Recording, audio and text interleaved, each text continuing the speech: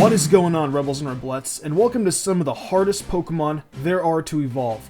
Throughout the Pokemon world, Pokemon go through stages known as evolution, where the Pokemon's physical body, stats, and sometimes even types change through a metamorphosis.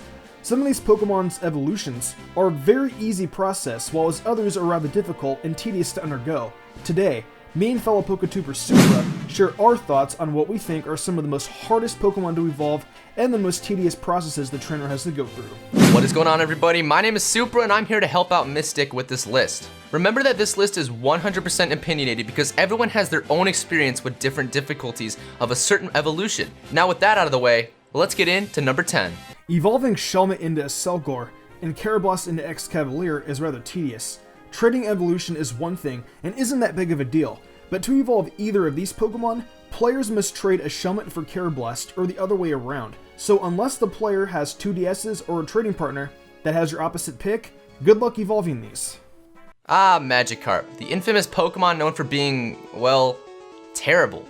Like, this thing only has access to 3 moves, barring Bounce, which is a tutor move. It has Splash, Tackle, and Flail for its level up moveset. This obviously doesn't help the little guy out in battle, being that neither of its damaging moves are very strong. Did I mention that this Pokemon literally can't learn any TM or HM moves? Not to mention that this Pokemon has a low leveling rate. Since this is a factor, you pretty much have to switch train this thing until it reaches level 20. This is just an overall hassle to do. I mean, at least it's worth it when Magikarp hits level 20 and you finally get that Gyarados you have desired for so long. It all comes down to asking yourself, is training this Magikarp worth all the trouble? Once Gold, Silver, and Crystal came out, and I made it to Blackthorn City to face Claire, the infamous Dragon Leader, I had the hardest time because of Claire's ace, Kingdra. It was so powerful in Generation 2, being a Dragon type and only having one weakness being the Dragon typing itself. And back then, the only offensive Dragon attacks were Outrage and Dragon Breath. Mystic. You're wrong. There are actually 4 damaging Dragon attacks in Generation 2. Outrage, Twister, Dragon Rage, and Dragon Breath. I got so excited to have a Kingdra on my team, but then I found out how to evolve it. I had to find a Horsea in the Whirl Islands, which wasn't too much of a problem, and the evolution in the Seadra wasn't too bad neither, evolving it at level 32. But what really stumped me was where to find the item to evolve it, also known as the Dragon Scale. The Dragon Scale can be found in the depths of Johto's Mount Mortar. The item is so far in the cave that the player has to go over ledges, surf across small ponds, and if the player doesn't have repels, they will be swarmed with wild encounters. The item, though, is only one part. In order for Seadra to evolve, it has to hold the item while trading with somebody. And trying to find someone to trade with in a neighborhood with no link cables was very hard to do. But now with Nintendo Wi-Fi, it's a lot easier to find people to trade with. In the number 7 slot, we have Larvesta. I'm just gonna say it straight up, this Pokemon evolves at level 59. Even though Volcarona is a great Pokemon to use, that is an insane level to get Larvesta to. Larvesta was introduced in Generation 5, where it is available for the high level of 1 with an egg. So only 58 levels until it evolves.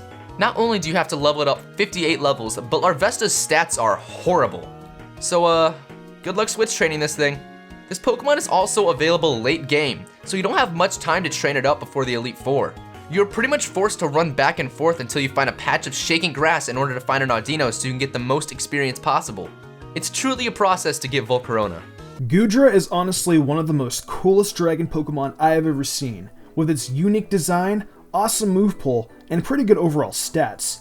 Its first stage form, Goomy though, is one of those Pokemon that takes a lot of patience to raise. Its next evolution form, SLIGGOO, isn't until level 40, and with Goomy only having one semi-decent attack being Dragon Breath, and having horrifying stats, makes this little dragon pretty difficult to level up, even with the experience share system in Generation 6, because of Goomy's slow experience rate.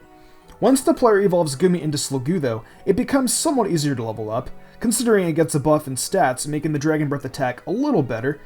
But now since all the leveling is over, and SLIGGOO is level 50, it's time to evolve it.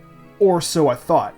SLIGGOO can only evolve into GOODRA with areas of rain, and these areas only rain on some days. Well, that pretty much wraps up part 1 of this list. Pokemon evolution can be a very complicated thing, and this is only the beginning. To see more complicated Pokemon evolutions, click this annotation here to see part 2 of our list on Supra's channel. As always, if you guys enjoyed this video, be sure to leave a like and share this video with a friend. I've been Mystic Umbra, and I will see you in the future for more Pokemon content.